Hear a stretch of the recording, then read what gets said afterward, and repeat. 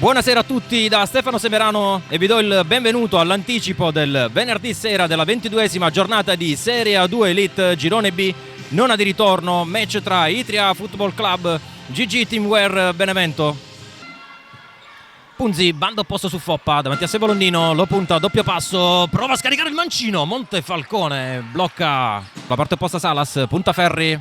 Torna su Abdala, qualche metro di spazio, prova la conclusione centrale, respinge Palazzo, ancora una volta poi Salas sulla respinta, palla altissima sulla traversa. Riesce a servire Foppa, spazio, prova la conclusione di Mancino, conclusione di poco a lato. Anticipato Rafinha dalla Domada, non è riuscito poi a concludere in rete, centrando la luce della porta. Ancora Rosato, ancora un errore in fase di impostazione del Benevento. Stava per approfittare ancora una volta Ricci, poi palla lunga, Palazzo, errore in uscita e c'è il gol da parte di Luquinhas per il vantaggio del Benevento. 1-0, la sblocca lui, Luquinhas. A ripartire proprio Volonnino che riesce a servire Rafinha. Rosato alza la sfera direttamente in porta, ha provato a pescare il jolly Rosato sorprendendo Palazzo che era in uscita. E quindi sarà l'Itria a mantenere il possesso, cambia banda la Domada servendo D'Aversa. Davanti a sé Rafinha, D'Aversa prova la verticalizzazione per Bruno, gol bellissimo da parte di Bruno, pescato da D'Aversa, una verticalizzazione precisa e puntuale. Bruno non ha che da appoggiare in rete per il pareggio da parte dell'Itria. Rosato addomestica perfettamente la sfera, prova il mancino, respinge ancora Punzi, suolata da parte di Caruso, poi Volonnino traversa, ancora Rosato, nulla di fatto per il Benevento, occasione per Volonnino.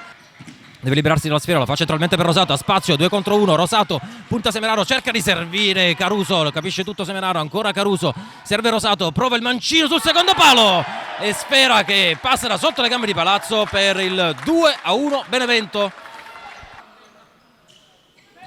Prova a servire centralmente ancora per Luquinhas che batte di prima rete per il 3-1 Benevento.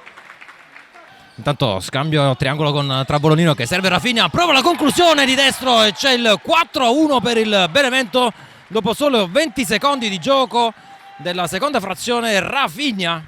Entra in campo anche Zonta, Abdala prova a servire De Crescenzo, stop di petto da parte di De Crescenzo, pressato da Ricci, recupera ottimamente la sfera ma poi un rimpallo favorisce ancora Ricci. Ricci si porta la palla sul destro, calcia di punta e palla sul palo esterno.